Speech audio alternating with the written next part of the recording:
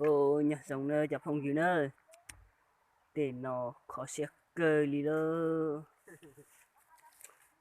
Ô dòng gặp cười liền chập phong gì nơi này sao ô nu chỉ nhà tỷ sợ ô dòng gặp cơ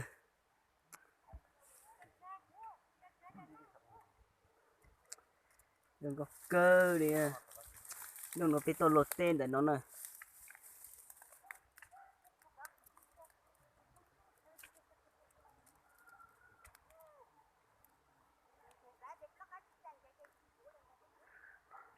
dòng gặp cơ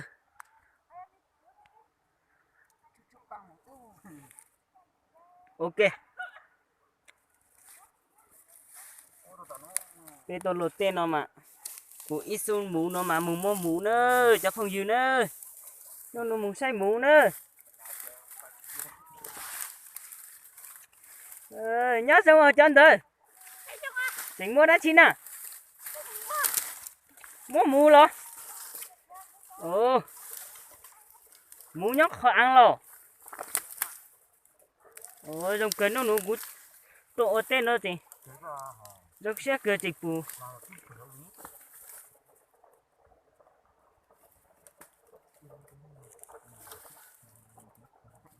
ồ cái lôn thấy mù lết cơ đi hả cú cho coi mù đi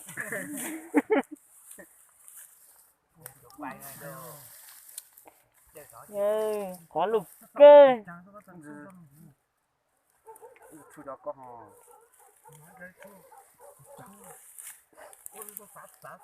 ôi giống như tao ăn cho thằng mù tổ đó lên không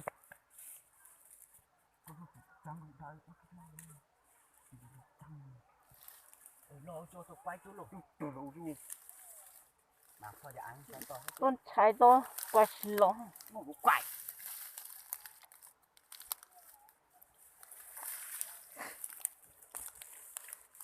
nhà rồng ơi lúc khó mũ rồi lúc nó ơi nó cao nó to sẽ đó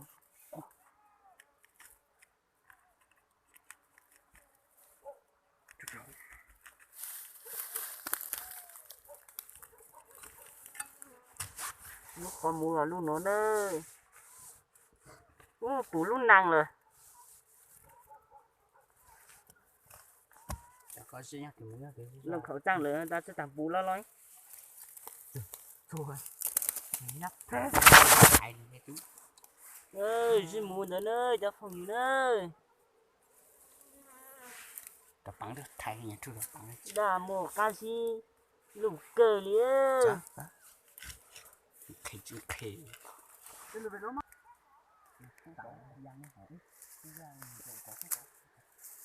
đó xuống cầu thằng nào hả cho nó vào cho cơ của mũ tao mũ ngon ơi cho phòng gì nữa của ôi luôn của số 100 này sao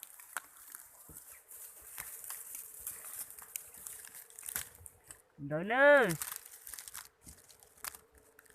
lo cười đi ơ cho phòng gì ơ đấy xem ạ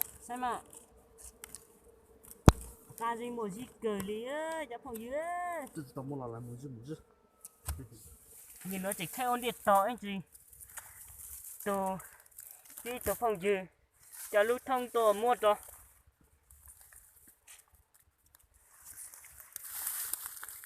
chú này giao vào thế đó chú đấy cái lù không nhớ có cái gì ê giờ nhớ ngắt tay thôi sẽ tao lấy hôm nay đó ê một gì cười đi cho phòng gì chú giờ lọ là ló nè thử thế nào thử xem chụp bài bài cũng nổi đấy cắt cười lên cho phòng gì nữa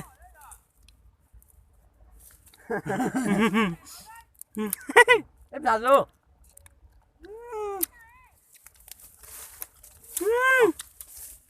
em làm mua là tặng cho ai cười lên cho phòng gì ơi ủa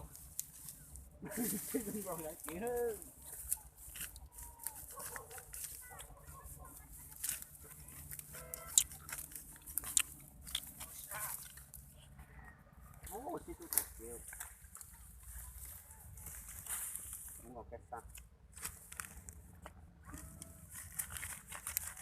Cái sang dạo anh Chơi chơi. nhàn sao rồi. Đất dạo mình chơi lon tóc rồi.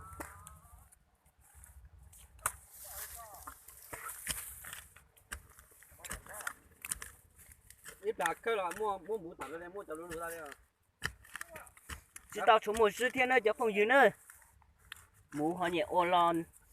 Mà ở bên lúc thì nó sẽ chỉ tao một sự nữa. Nó mũ trong cái to lô tên là nó bổ gì chưa. Bổ số mũ là nó. Mà đó. Tôi tập rồi. Là đầy hả sẽ chưa máu. Rồi với đây. Nếu muốn mũ tặng mua cho lưu đó. Cái mũ lò dễ cờ lên ơi cho phong duyên ơi. Mới xin tin ta chỉ nữa. Nó. Nó nói gì gì thôi. Chua. Cứ bắt chụp tặng này. Ăn không em lại nè. Lú nó tao nó. Nó tao nó. Đẩy được thằng. Người đẩy to sự thờ. Cái thằng chế không. Cái này gạo thằng gạo. Tớ. Mà ô sự thờ. Con thấy tao mi trả là chứ mà nó cho ăn có lú ít sáng ít tao lú sự sao nó tụi tụi. Đâu có muối hả tớ. Ô chú phun nã. Ôi bằng nha. Tên kiểu gì đấy.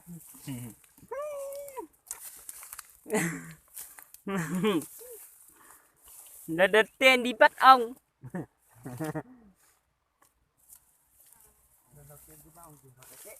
Để làm ra. Đấy thôi. Thôi. Đó là luôn để luôn lụp đấy thế ha. Quay phía nó tung sẽ chú. Phải lụp đây tù. Chẳng phía. Trắng đi vậy. Chẳng. Chẳng lên một. Giờ tao sát sẽ tung tới một năng luôn nó. Cho phát hết rồi. Thở múa. Thở múa lọ gì cơ lên ơi cho phong duyên ơi. Hello. Lên đây sao con này.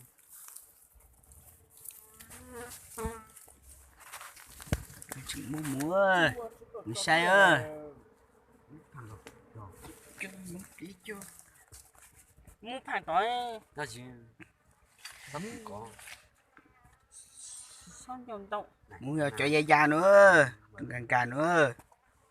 Ủa đi ra của mình. Mà là nhiều sai đấy. Nấu phi đấy. Ê. Mũ giặc trong cờ lên nó cho phong duyên ơi. Lọ gì cơ.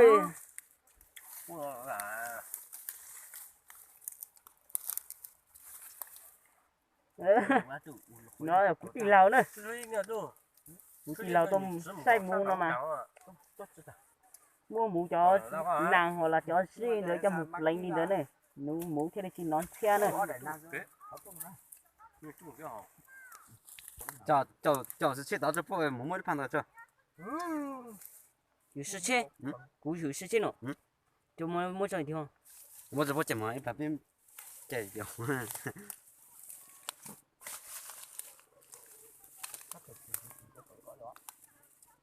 当然不知道这些。不chạy rồi. Giờ hay chạy giờ hay thao ta giờ ra họ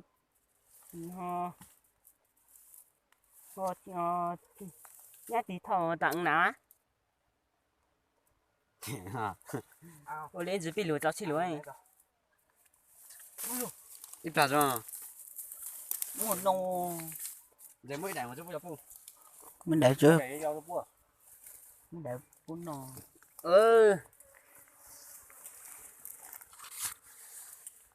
Sao chỉ là mũ à? Đây là mũ à? Ê mũ khơi lo tiền khó lù cơ hả nụ? Đây. Tụi về nhau. Thì đó thì nó tôi muốn tay to. Không tập to. Bố hai tầm mũ nó. Được cái này to. Mũ nó nơi cho phòng gì nữa. Thấy thì ní. Giang khó nó này. Đây có một sức rồi à? Giống mũ rồi. Một tập khó. Mà nó khó Ủa, chạy. trần nó nè. Chỗ nè. Ủa, lũ ăn trắng. Gì nữa nè, cháu Phong Yến ơi. Bố trẻ si họ nhị ô lõ bên nhị lúc lì si chỉ tao một gì nữa. Nhóc kia hơn rồi. Nó có Bảo. Sẽ nó cắt cờ đi nữa, cháu Phong Yến ơi. Đấy, to à. Cú tôi tắt khơi nó hơn để nó khó gần thằng nó ít luôn chứ Sát tốt. là tao mua. Cua mồ. À tu, khơi nó tiếng ăn sao nó lú lú chứ đó, ai đáng chứ đó. Có đợi chơi chứ lú ăn. Nó ya. Khơi nó cho mi tiếng số thằng nó ít. Người ta lú lú chứ đó, ai.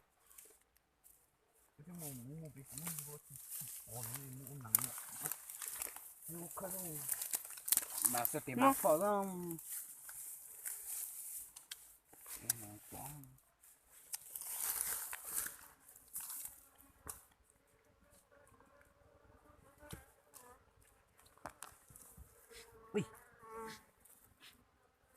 Khởi sau qua xuống là xuống đó ha. Bên nặng rồi à? Ở bên nào thế? Bên nặng ha. Đang học tu đầu qua xuống. Mình nhổ chứ một nhé họ. À tu, Ngồi nó Con này. đấy. Cho con lạc sụt trà lại giống. tu, con đợi tiếng ăn có tu béo u chứ. Nhà cho nhiều con cho thông cho một con nhiều đấu thông này. Ăn nhoi.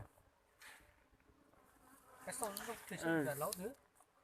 Cú nữa phải có kiệt chắc có dĩ nãy là chỗ thân là lo. Cái chỗ ấy đại con sao qua đó. Đấy nó. Chả béo chả ít chuối bóc hả? Em muốn xin cả. Ồ, béo rồi gì nè. Hả? Này coi cho là đồ sao nó. Chuối.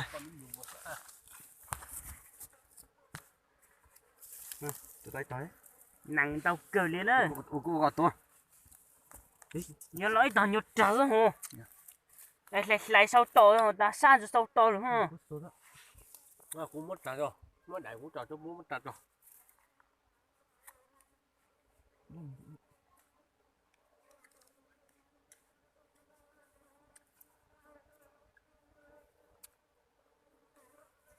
Nó gì trời.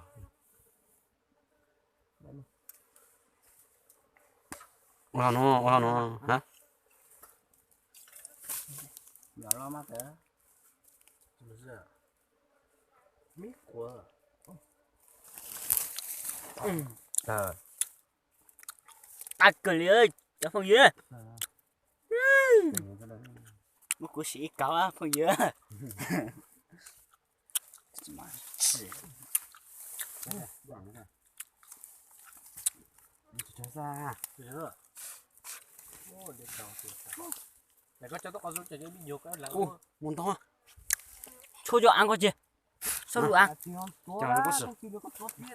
Bố tìm được. Lại trong này chỉnh nhỏ. Hay cố vẫn lại cho chờ nhớ đấu chờ ở nhiều đây á. Nhỏ. Nó chỉnh rồi tôi được rồi.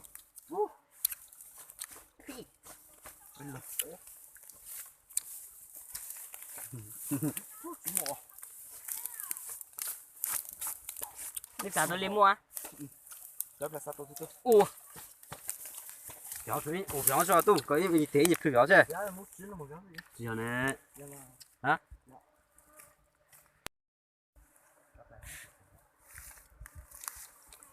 mua tàu nàng xí lù cờ lý ơi. Muốn nào à? Chú anh ơi. Nhỏ gì vậy? Chú, Muốn nào à? Mấy lại nào mà flop lại mới lại nào à? chú anh à. Không ai có đủ.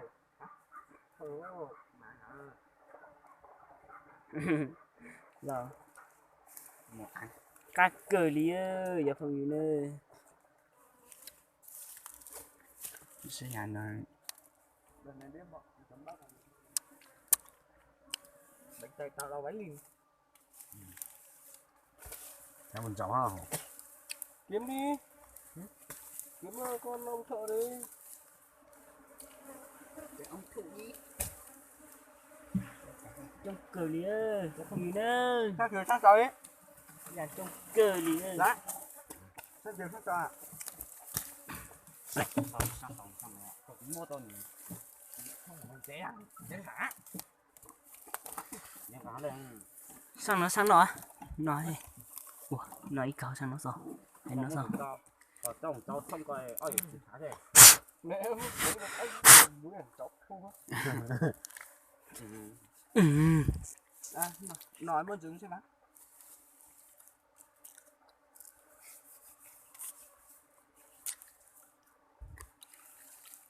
cháu có sự không lo nhưng mà muốn lọt thằng này chồng luôn Nhiều cái cọc rồi.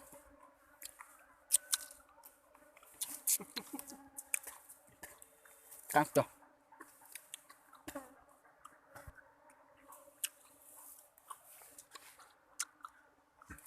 Quay cũng no chưa? Đã cả.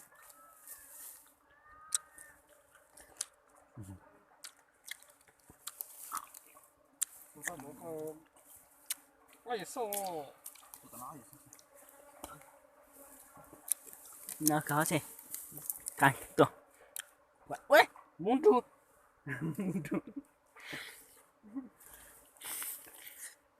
Con nó thì mà thấy nó cũng thế đó. à nó mới qua rồi đấy Đi là bài này con đi ăn tay này hiểu không bạn hiểu không tí đó đang làm việc này nó mới nó thấy à không thấy thì bắt đóng vào sát thái đấy bà cái món đúng không sát thái rồi thì sao nhá nó con lên đúng không có thể có thể bỏ đầu đấy á tính tính nó tầm nàn nào đúng không tìm nó số đó muốn bù lợn nhưng sẽ mà con kìa này cái trong cũng khá đồ bắt thợ ê tao mỹ cái tao đất đấy có gì rồi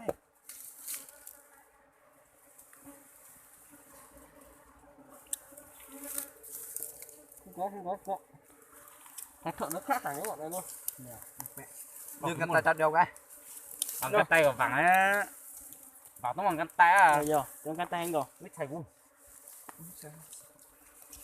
có sự đấy có sự thầy có rồi như sơ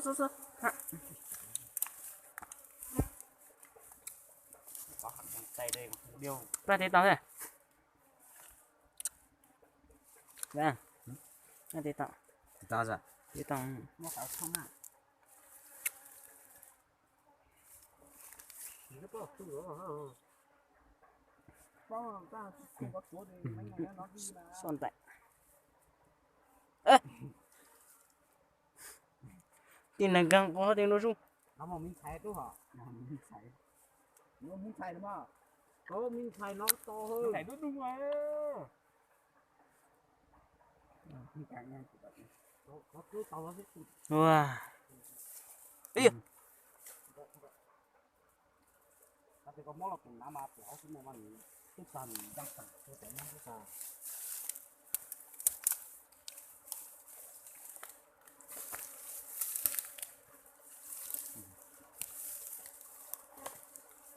cái này nó dài dọc rõ từ từ sao con tài sẽ là hả sao con tài sẽ là ai yếu nặng thì nó chỉ nặng luôn sao đó chỉ ăn nặng không đi đi à cho ăn nào chú này ôi chứ trên tay nặng nó nặng chứ chúng mình nhớ nặng con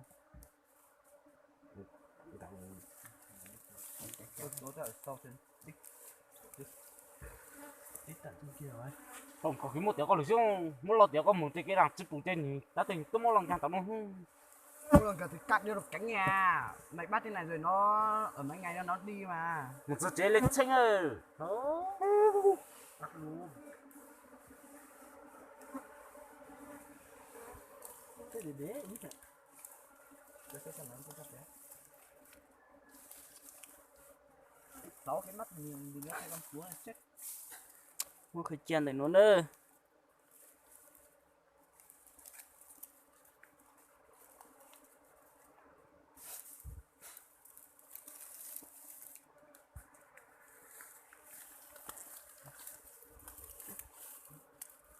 một tông nhau làm gì đấy mẹ đấy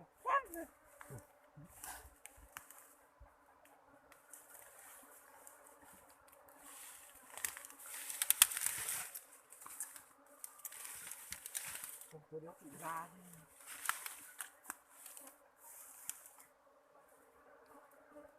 Ủa, cái gì vậy? Hả? Con lưới đấy.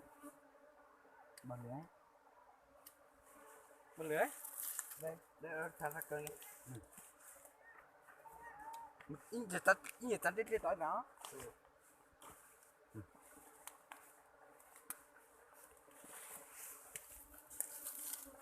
Đây. Đâu? Này á. Tao cũng mày cứ bán tao đấy. Không phải đâu. Không phải đâu, không phải. Chưa vô tủ đi tiệc của sai. Đi mẹ, đi tủ của đi. Đi món.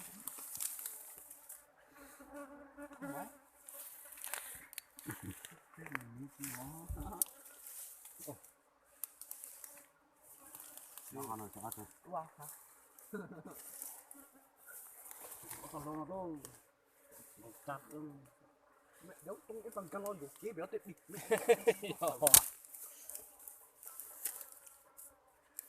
没这么早肉了是错呀，你懂的，蛮黑。 Chỗ này nó cho. Hả? Đánh à? Đánh à? Để chẳng không. khó miết quá, khó để còn tí tao không, Không. đây khó miết quá, rồi, Cho con non tối lên dự thốt. Nó Nàng nó chỉ rồi à? chỉ Cú chua này là không? số khó thì còn Đánh à? này mấy em phi vào hai luôn,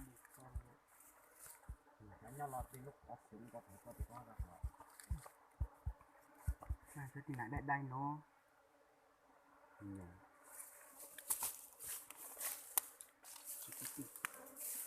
Chỗ đây chỉ có cho.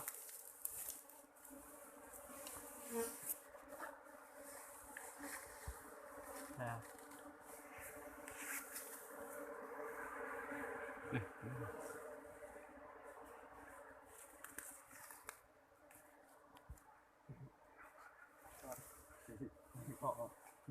cái xe đó sao một kia mà rú đã có điều cái đồ, Một. Cái gì nữa rồi? Giờ xong. Rồi cho thịt muối nữa rồi. Đưa anh chặt bằng con rồi.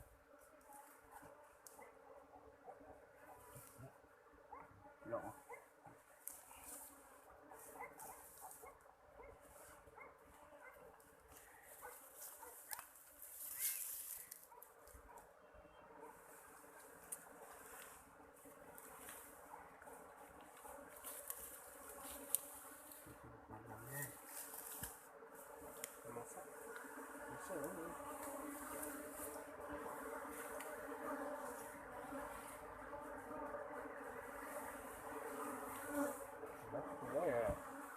Chỉ lát hết đâu. Nên chú rất là quản đây chứ. mỗi tưởng bé một chúng tăng này hả, Chỉ tao tả, chỉ tao cũng Cô thì bắt mẹ, bỏ mẹ ra, nó bay.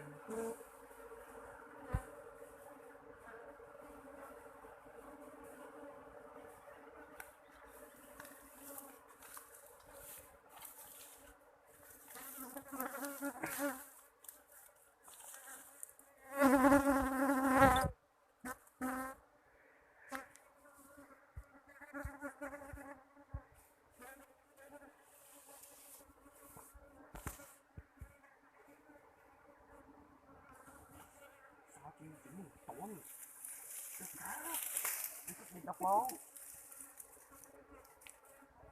Ta không nhiều kiểu.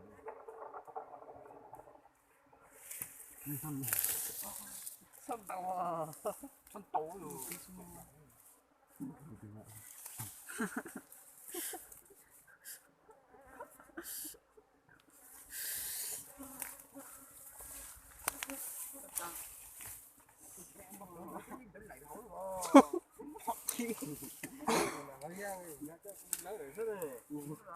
Chọn từ cổ hồi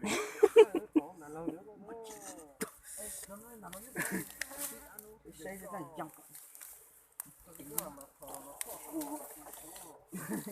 Chủ tịch đi bắt ông cái kết.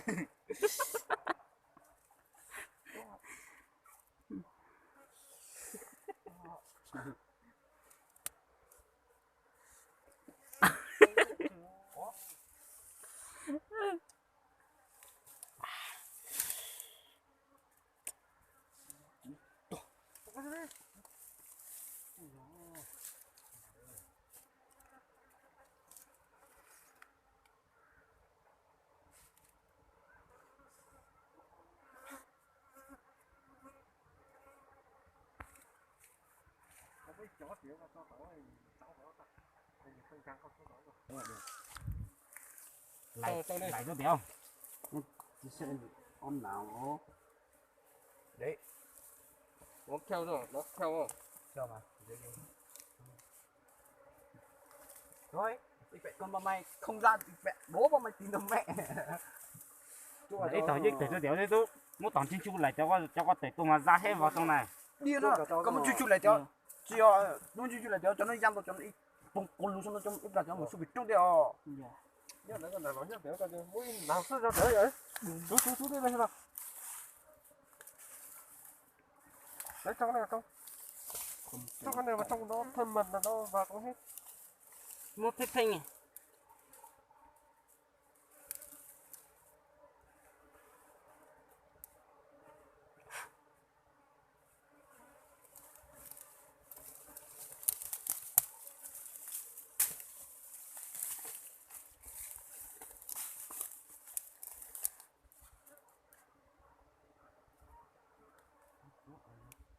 lo xếp được con to hả này thì mẹ mày con xếp vào con chuột tao coi được có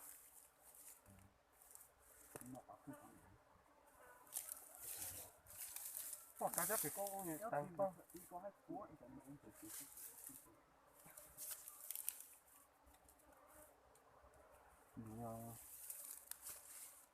đấy cái hai chúa mà họ cũng là hai cổ đu lại chú mới cho đợi coi đu lại xem à thì ồ còn tôi cũng là có một thấy để con tạm biệt con thấy cho còn là cái một cái mũi ra đó nó thọ cái lúa rồi có một thấy cái lại sao thì con gì chui để cho con tịch sang con xương chào nó không có cái mật ra chú có cái mật ra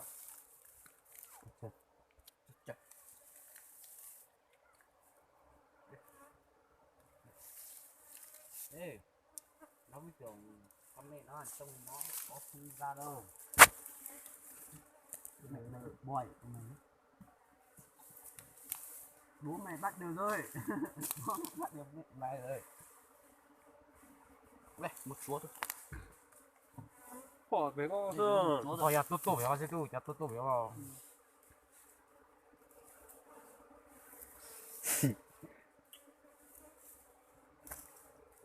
một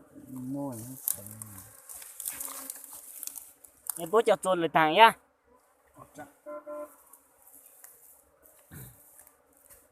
nhỉ để chỉ ra nó cho tao hồi đó tặng nè xong rồi có mấy bể ở vậy chúng ta còn chúng ta còn đốt tốt còn lấy thỏ chỉ thấy đấy còn này cháu có mà tắm từ nhìn ra thế phụ nó mà nhìn tay chặt cho nó nè không ra nó đây rồi cháu nó chỉ hay nhưng màอยากcái môn làm một cái nè tôi đấy nó có lại đâu cháu á để tao có nó tỏ lọt tan nã xóa tu chết mẹ nó mới khói hả đó